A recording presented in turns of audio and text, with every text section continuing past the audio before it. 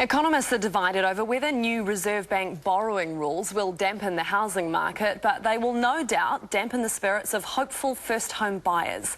From October, loans issued to borrowers with less than a 20% deposit will be restricted to just 10% of all new bank lending. That's less than half current levels.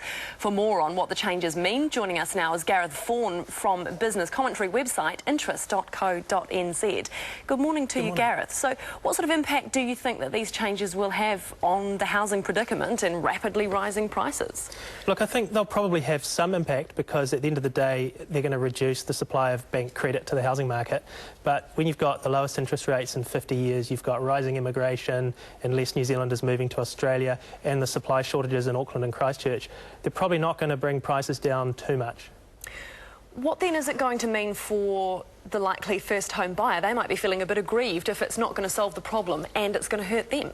Yeah, look, I mean, the first home buyers are the ones in the firing line here, but I think one thing to keep in mind is that we had restrictions of this sort in the 70s and 80s, and at that time a bunch of finance companies emerged offering top-up loans, obviously at higher interest rates, and we had things like solicitors, nominee companies and others. So there will be ways around these rules, and of course the parents and grandparents who can afford to help their children get into a first home will continue to do that.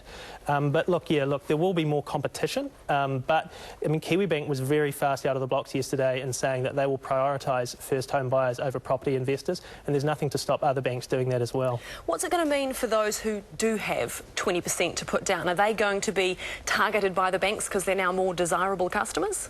Well, the banks have already been moving in that direction in the last few months because this move has been well flagged by the Reserve Bank. I mean, you know, they've now come through and actually done it, which some people weren't sure they would, but they have.